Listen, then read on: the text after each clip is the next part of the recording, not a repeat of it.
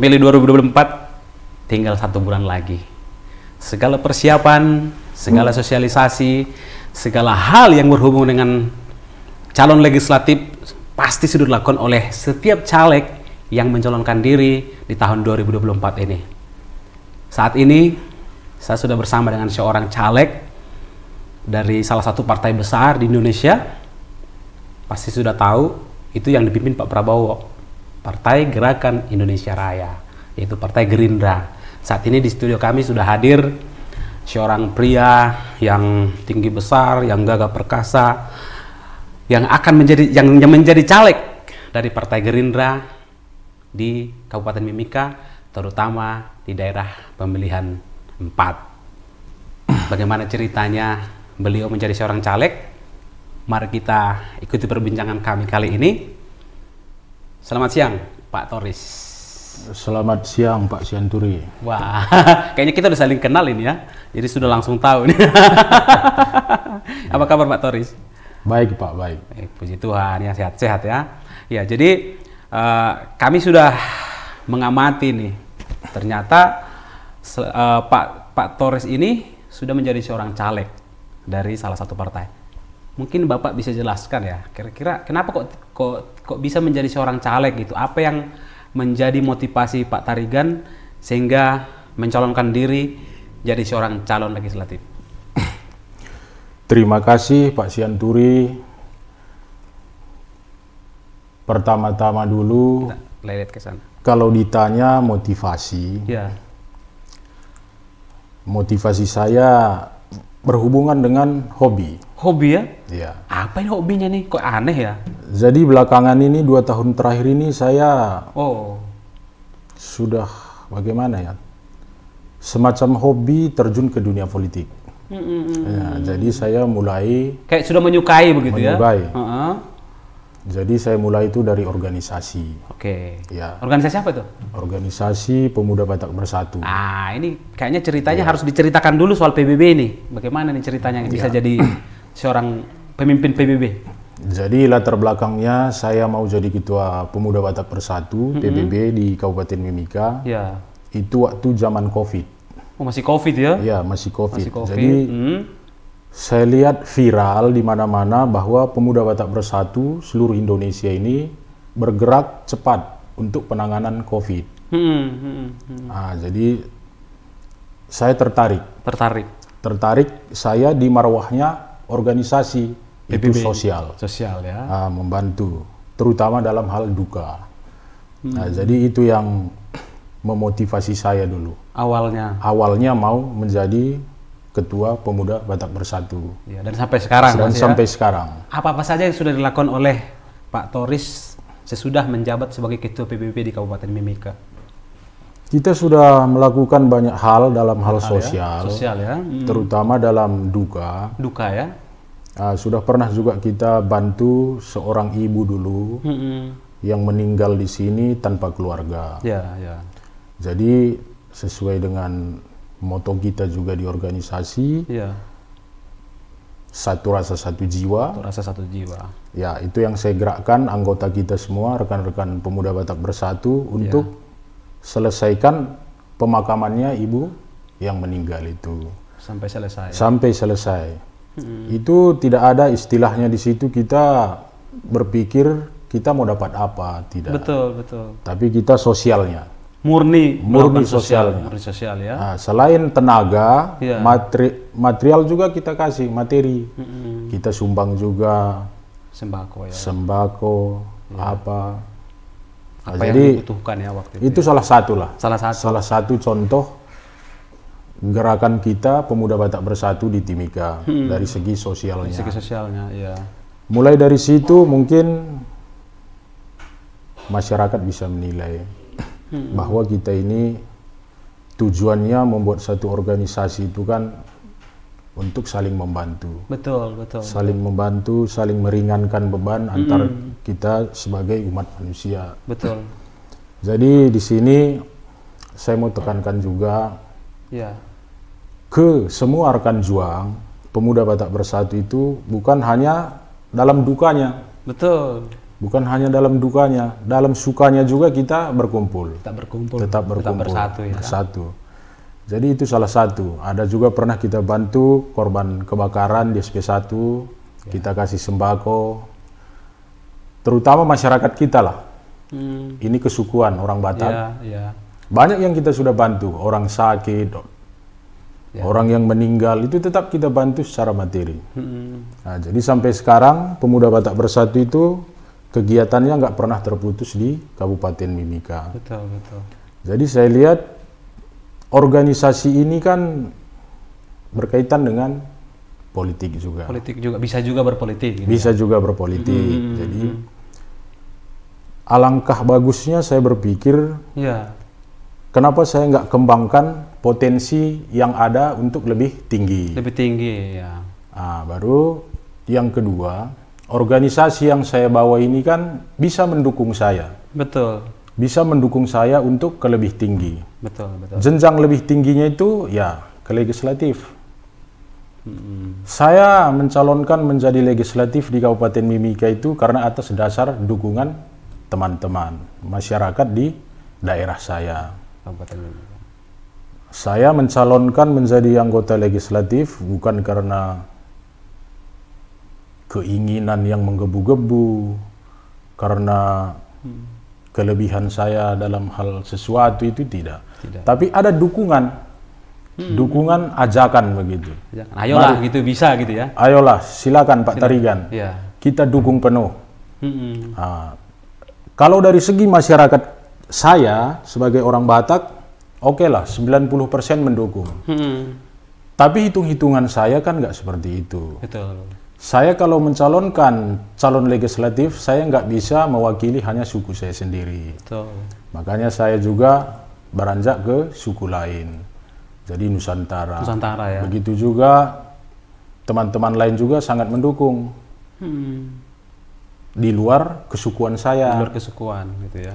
Jadi banyak pendukung saya juga selain suku Batak, orang Jawa, orang Kei. Orang Tanimbar, dan ada juga beberapa teman-teman ini orang Toraja mendukung saya juga. Mendukung ya. Nah, jadi saya bikin perhitungannya, kalau orang-orang ini mendukung saya, apa salahnya saya membuka diri untuk mereka? Untuk mereka. Dan tujuan saya nanti untuk kedepannya untuk caleg ini tidak 100% untuk pribadi saya bukan. Tapi saya mewakili kaum Nusantara ini tadi. Nah, jadi kalau ditanya tadi apa motivasi saya, ya seperti itu. Jadinya saya cinta politik. Cinta politik. Nah, karena politik ini kan bisa membangun, mengangkat martabat kita untuk lebih tinggi. Nah, mungkin begitu Pak. Jadi mungkin begini juga ya, dengan lewat jalur politik ini banyak hal yang bisa diperjuangkan ya. Karena nanti akan menjadi, kan ada 3 nih fungsi dari Dewan ini kan ada 3 nih. Fungsi legislasi, fungsi anggaran, sama fungsi pengawasan. Nah, jadi 3 ini memang bisa memperjuangkan masyarakat ke level yang lebih tinggi. Kalau menurut Pak Tarigan sendiri gimana? Betul. Iya. Saya profesi saya selama di Timika ini sebagai kontraktor. Kontraktor ya. Pengusaha. Pengusaha lah ya. Jadi saya bercerita sedikit. Saya sudah tinggal itu sekitar 20 tahun di Kabupaten Mimika. 20 tahun mulai dari tahun 2004. 2004 ya. 2004. Saya tinggal di Nawaripi, sekarang yang dapil saya, dapil Wania itu sudah 15 tahun. 15 tahun ya. Yang saya rasakan sampai sekarang di situ terkait fasilitas yang seharusnya itu kita nikmati itu tentang air bersih. Air bersih, ya. Kenapa sampai sekarang ini pemerintah nggak menyentuh di daerah saya ini tentang air bersih? Padahal kota ya? Padahal ini kota. Dan program air bersih pemerintah ini mungkin sudah ada 5-8 tahun di sini. Kok nggak sampai-sampai di kampung saya? Ah itu. Nggak jadi-jadi. Nggak jadi-jadi. Ada apa? Masyarakat juga yang saya temui di bawah, kendalanya itu air bersih, air bersih, air bersih. Kalau kita cari air bersih, kedalaman 80 meter, Ya. biayanya berapa? Berarti segelintir masyarakat aja yang sanggup untuk menikmati air bersih. Yang lain? Nah, sementara air bersih ini kan kebutuhan pokok. Betul, betul. Dan ini udah disampaikan ke pemerintah. Jawaban pemerintah apa?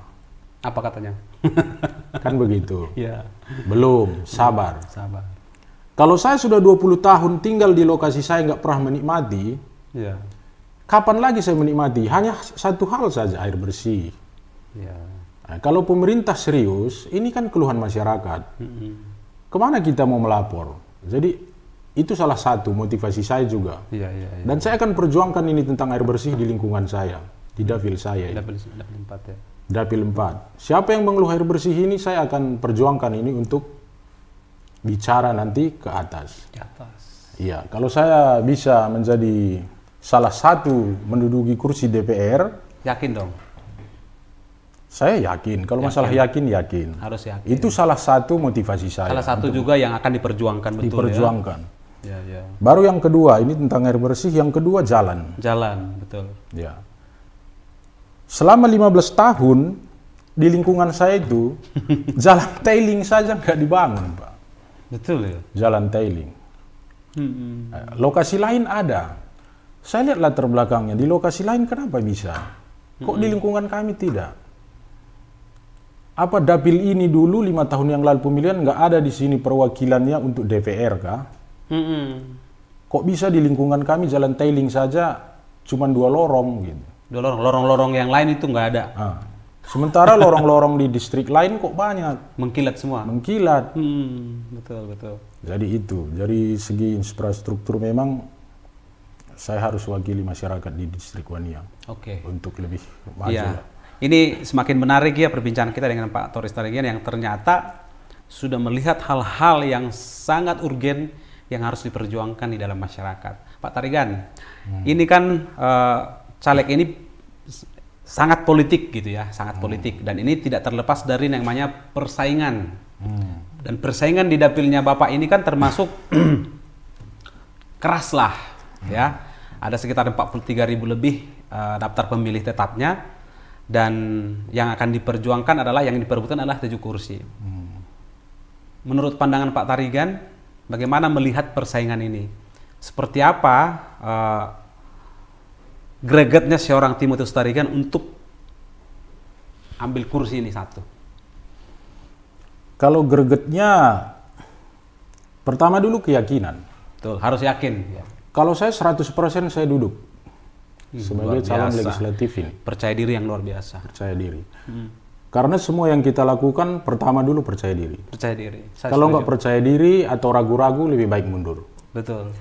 Baru saya kalau ditanya bagaimana pandangan saya terhadap persaingan, semakin banyak yang maju saya lebih senang. Oh begitu ya? Kok bisa gitu? Kalau tidak ada persaingan ya untuk apa kita ini? Nggak seru ya? Nggak seru.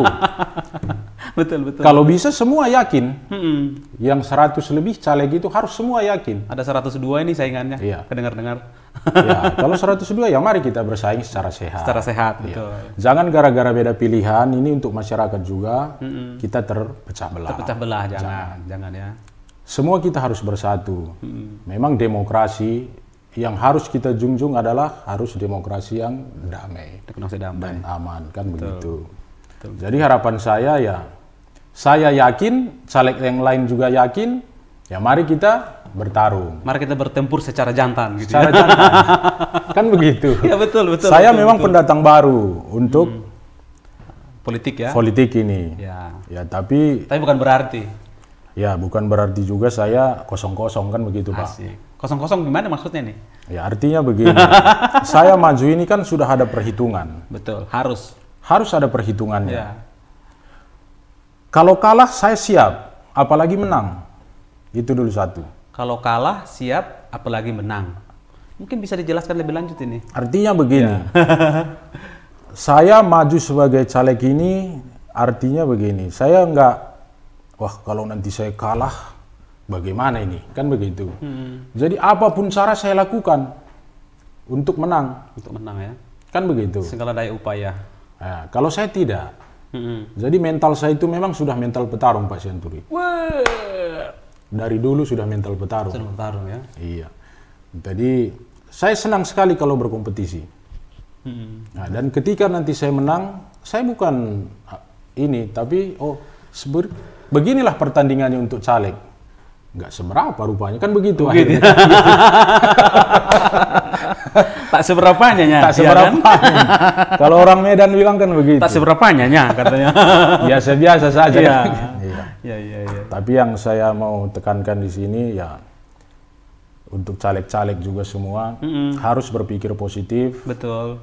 Berpikir secara gentleman lah. Nah, jangan nanti kita satu partai, misalnya saya di Dapil 4, biasanya berteman, satu profesi, gara-gara satu dapil. Gara-gara satu dapil baru akhirnya kita baku tidak enak. Padahal seperti dari Pak Tarigan sampaikan bahwa ayo kita bertarung secara gentleman, secara jantan. Siapa yang terbaik, ya harus diakui juga bahwa itu jadi pemenang kan. Yang terbaik itu udah pasti yang suaranya terbanyak. Berarti kan masyarakat yang menilai. Betul. Bukan karena kekuatan saya sebenarnya, bukan. Tapi masyarakat yang memilih. Semua kita kembalikan ke masyarakat. Pilihan kan di masyarakat. Betul. Iya. Dan bagaimana juga seorang caleg meyakinkan pemilihnya untuk memilih dia. Tentu kan seperti dimanapun di seluruh Indonesia ini, saya kurang tahu angka persisnya ya berapa caleg di seluruh Indonesia. Yang pasti di Kabupaten Mimika ini kan ada 546 lah gitu ya. 546 yang menjadi yang bertarung, dan khusus di Dapil 4 sendiri 102 gitu. Nah, ini kan butuh energi yang besar ya untuk memperjuangkan ini. Bagaimana Pak Tarigan?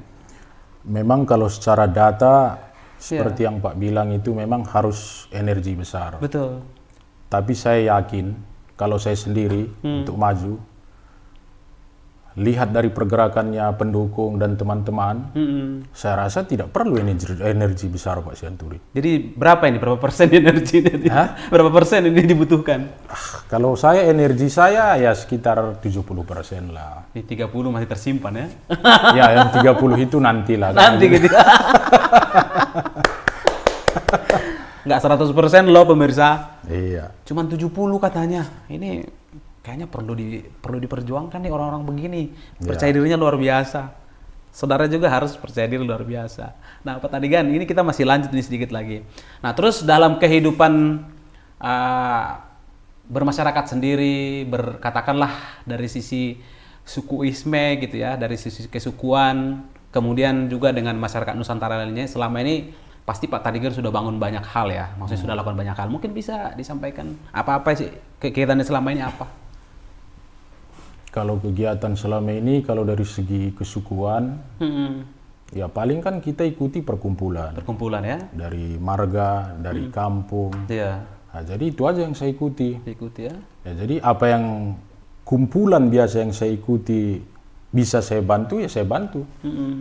Atau kumpulan kurang apa, kurang ini, ya saya bantu. Semampu saya. Semampunya lah, nggak mungkin. Iya, nah, itulah dari segi kesukuan. Dari kesukuan. Iya, kalau versi Nusantara sendiri? Kalau versi Nusantara, ya selama ini saya sudah banyak membantu. Oke. Rumah ibadah juga banyak saya bantu.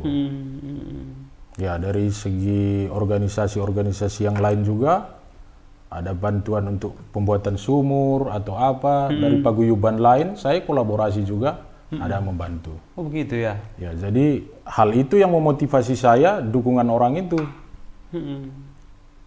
Kan begitu, Pak. Ya, karena ada pepatah mengatakan, siapa yang menabur badai akan menuai hujan gitu ya. Tapi siapa yang menabur kebaikan, dia juga akan menuai kebaikan. Nah, ini yang sudah dilakukan Pak Tarigan. Jadi masih ragu untuk memilih dia. Saya rasa Anda perlu dipertanyakan ketika Anda meragukan seseorang yang sudah punya komitmen yang luar biasa untuk masyarakatnya. Nah, Pak Tarigan, di Dapil 4 ini, saya kembali lagi ke Dapil 4 sebagai daerah pemilihannya Pak Tarigan. Ya. Di sana kan boleh dibilang warna penduduknya gitu ya, sangat beragam, pokoknya Nusantara lah pokoknya. Nah, bagaimana Bapak melihat ini sebagai sebuah potensi yang harus diperjuangkan ke depan ketika sudah menjadi seorang anggota dewan? Saya belum bisa berjanji atau menyampaikan sesuatu yang belum terjangkau pikiran saya, Pak Syanturi. Tapi secara global sudah ada di pikiran saya yang harus saya perjuangkan untuk masyarakat Dapil Wania, Dapil 4. Jadi kalau seandainya nanti sudah duduk, saya akan rangkul semua Nusantara yang ada di sana. Harus. Semua paguyuban yang ada di sana saya akan datangi dan saya akan data. Apa yang saya bisa perbuat, apa keluhan masyarakat yang paling mendasar itu yang saya perjuangkan. Bukan karena saya orang Batak, saya semuanya mewakili suara orang Batak, tidak. Tidak bisa. Karena saya caleg di Dapil 4 ini mewakili Nusantara, bukan mewakili suku saya. Tapi saya harap suku yang lain juga mau memberikan dukungan buat saya sebagai orang Batak untuk mewakili orang, kan begitu. Karena selama ini yang saya bantu juga bukan hanya untuk orang Batak. Suku yang lain juga. Baik suku Kei, suku Tanimbar yang ada di sana dekat lokasi saya juga saya bantu. Bantuan itu biasa saya kasih lewat perkumpulan gereja. Paguyuban. Gitu, Pak. Ini sudah tidak diragukan lagi kualitasnya seorang Pak Tarigan. Jadi saatnya kita harus mendengar apa ajakan Pak Tarigan, sehingga nanti tanggal 14 pasti kita akan bertemu di TPS. Silahkan Pak Tarigan, diyakinkan pemilihnya. Untuk masyarakat Dapil 4 Wania Nusantara, semuanya saya mengajak untuk tanggal 14 Februari 2024 rame-rame ke TPS. Semua kita rame-rame ke TPS untuk menggunakan hak pilih kita. Yang saya mau sampaikan, nanti waktu pencoblosan, ingat Partai Gerindra nomor 2. Saya promosikan juga supaya Partai Gerindra nanti satu putaran untuk presiden. Saya ajak semua itu warga Wania untuk pilih nomor 2 Partai Gerindra. Dan untuk calon DPRD Kabupaten Mimika, jangan lupa pilih nomor 2 atas nama saya sendiri, Toris Timotius Tarigan, nomor 2 Dapil 4 Wania. Jadi itu harapan saya, semoga nanti tanggal 14 kita pemilu, 1 hari, 2 hari kemudian sudah dapat hasilnya dan saya menang. Asik. Ini satu butuh waktu lama seseorang itu menjadi seorang yang percaya diri. Percaya diri sudah memenangkan 50% pertarungan. Sisanya tinggal disosialisasikan. Dan itu yang sudah dilakukan Pak Tarigan. Nah, saya mau berbalas pantun dulu sebelum selesai nih, kami punya perbincangan nih. Ada pantun nih, saya mau bacakan buat pemirsa Antara TV. Batang sagu dicampur pepaya, dikipas-kipas di atas tanah. Jangan ragu mendukung Pak Tarigan, karena dia bisa pegang amanah. Ingat nomor 2. Ingat nomor 2. Partai Gerindra Dapil 4. Oke, satu lagi. Bapak Bambang di depan Tugu. Badannya basah, tidak berbaju. Nggak usah bimbang, jangan meragu. Bersama Pak Tarigan, kita akan maju. Ya, demikian tadi bagi pemirsa sekalian Antar TV yang kami sudah menggali sekian dalam apa yang ada di hati seorang caleg Partai Gerindra, Pak Toris Timotius Tarigan ST yang ada di Dapil 4 Wania. Jangan ragu, jangan bimbang, pilih Pak Tarigan karena dia bisa memegang amanah. Akhirnya, Murung Nuri, Burung Cendrawasih, sekian dan terima kasih. Oke.